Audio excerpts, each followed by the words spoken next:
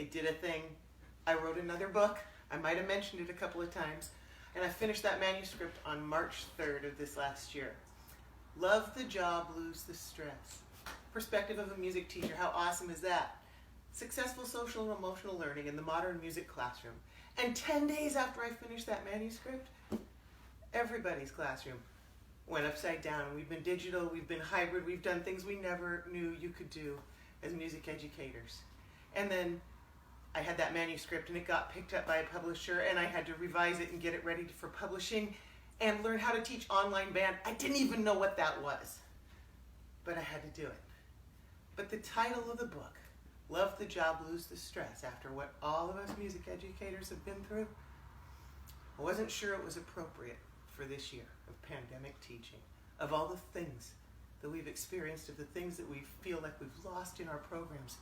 So I haven't really known how to handle this until this moment, and the books are here. I've gotten my pre-authored copies to hold. And I got together with my clients as we had our year-end gathering last week to wrap up our year and to talk about the things that we struggled with, to talk about the very things that are in this book and in the revisions and that we were learning as I was writing about them. And honestly, each of us, by the end of this, we've talked about there is still a lot of stress. We haven't gotten rid of the stress, but it's not killing us. It's we are in a space where we've addressed our own social and emotional needs, and now we can do that with our students in hybrid, in person, and in virtual situations. And we've created those classroom norms that we usually have during our ensembles. And so we have loved the job and lost the stress. And so now, as my books arrive, I am super excited and grateful to my husband, George, by the way, who has been by my side and financed an awful lot of this, like all of this, and been a supporter and run the behind-the-scenes stuff. So thank you, George. But also, Dr. Tim Lassenheiser, thank you for writing a foreword to this book and for helping remind me how important it is. When I was a beginning teacher and I saw you, how important it was that you taught us to stay grounded and to remember we were serving our students first, and we served their needs through music. When I saw you as a young teacher, I knew that I wanted to be like that. And so the fact that you said yes when I asked you to write the foreword to this book, that means the world to me. Because on March 13th, when we went digital, the first thing I did was turn to you. And I watched the video that you put together and talked about how we need to adapt.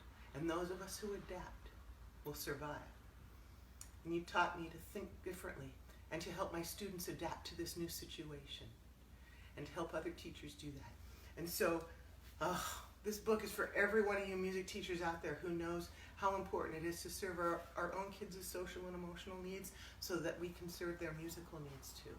If that's something that you're interested in, I've got a few of these copies that I would love to share with music teachers that want to talk about this, that want to know more about this. And I'm starting up a couple more spots in my new group that starts up in January, my Music Ed Masterclass. And if you are a music teacher who wants that support, that ongoing support with those music teachers I've been working with through this book revision who have applied what we talk about in their situations, and you want to learn and be a part of a group like that, send me a personal message. I will get in touch with you.